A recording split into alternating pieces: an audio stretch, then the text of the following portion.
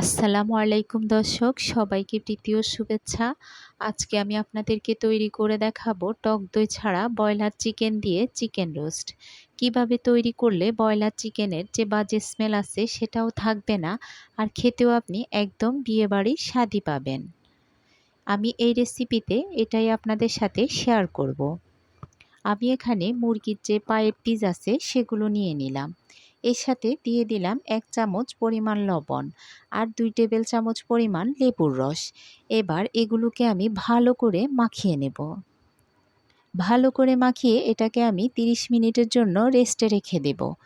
আপনাদের হাতে সময় কম থাকলে আপনারা 10 মিনিট হলেও এভাবে রেখে দেবেন, তা না হলে মুরগির যে বাজে স্মেল সেটা যাবে না।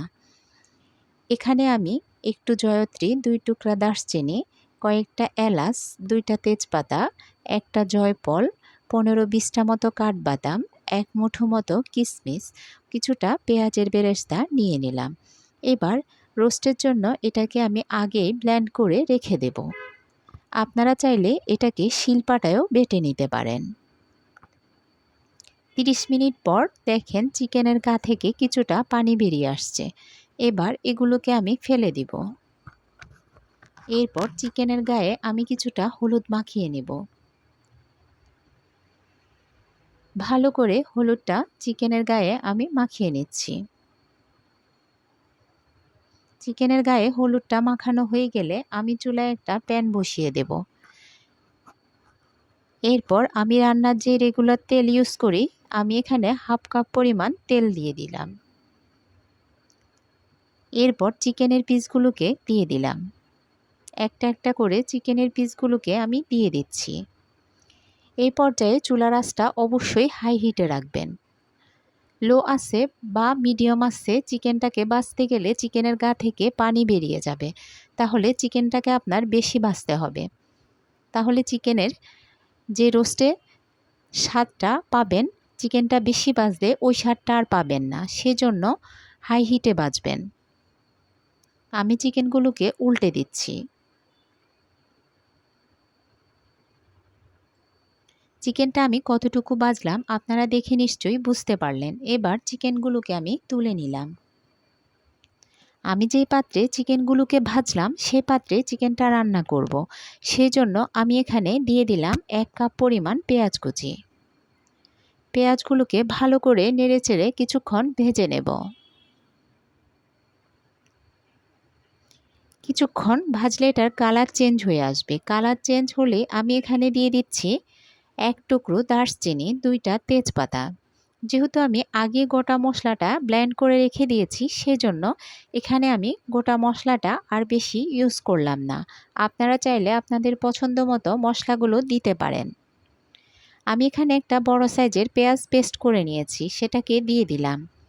এরপর আদা রসুনের পেস্টটা দিয়ে দিব।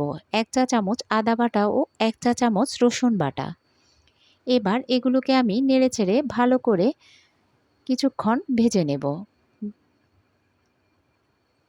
কাঁচা গন্ধ না যাওয়া পর্যন্ত মশলার গা থেকে আমি এগুলোকে ভেজে নেব।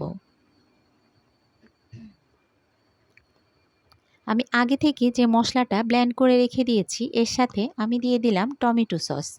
আমি এখানে 1.5 টেবিল চামচ পরিমাণ টমেটো সস দিয়ে দিলাম। এবার এটাকে আমি দিয়ে দেব। এই মশলাটা পুরোটাই আমি দিয়ে দিচ্ছি।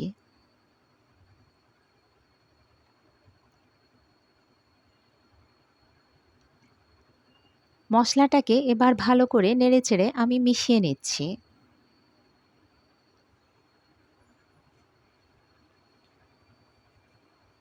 ভালো করে নেড়েচেড়ে মেশানো হয়ে গেলে আমি এর সাথে দিয়ে দিব শুকনো মশলাগুলো।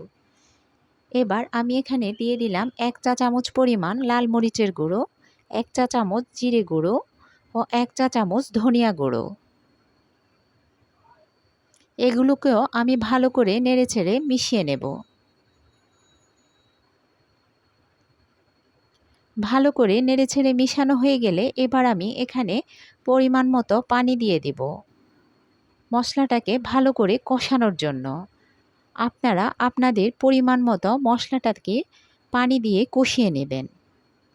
যেহেতু আমি ব্রয়লার চিকেন রান্না করব, চিকেনটা হতে অত বেশি সময় লাগবে না, সেজন্য ভালো করে মশলাটাকে কষিয়ে নিতে হবে। আপনি যেই চিকেনই রান্না করেন, রোস্টেড চিকেন বা যে কোনো চিকেন রান্না করেন, মশলাটাকে ভালো করে যত কষাবেন চিকেনটা খেতে ততই ভালো লাগবে। এবার আমি দিয়ে দিলাম স্বাদমতো লবণ। আমি এই মশলাটাকে ভালো করে অনেকক্ষণ থেকে কষিয়ে নিচ্ছি। আমি যেহেতু বলেছি টক দই ছাড়া, এবার আমি কিছুটা দুধ নিয়ে নিলাম। এর সাথে আমি 2 টেবিল চামচ পরিমাণ দিয়ে দিলাম লেবুর রস। গরম দুধের সাথে আপনি যখন লেবুর রসটা দিবেন তখন এটা এমনিতেই ছানা কেটে যাবে। এবার আমার দুধটা ছানা কেটে গেল। এবার এটাকে আমি দিয়ে দিব।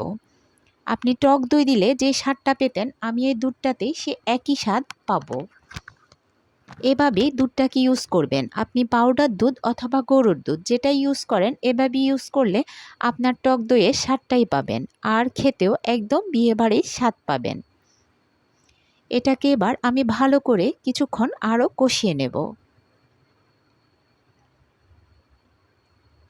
আরও কিছুক্ষণ কষানো হয়ে গেলে আমি চিকেনের পিসগুলো দিয়ে দিলাম। এবার এটাকে আমি 20 মিনিট মতো রান্না করে নেব। 20 মিনিট পর দেখেন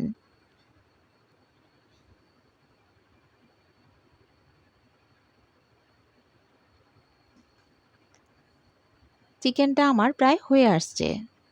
আমি আরও কিছুক্ষণ এটাকে রান্না করে নেব। আমি চিকেনগুলোকে উল্টে দিচ্ছি। এ পর্যায়ে আমি আরও 5 মিনিট রান্না করে নিলাম। চিকেনটা আমার হয়ে গেছে। এবার আমি চুলা থেকে নামিয়ে নেব। যদি আমার ভিডিওটা ভালো লেগে থাকে তাহলে অবশ্যই আমার চ্যানেলটা সাবস্ক্রাইব করে আমার পাশেই থাকবেন। আর নতুন রেসিপি পাওয়ার জন্য অবশ্যই বেল বাটনটা বাজিয়ে দিবেন।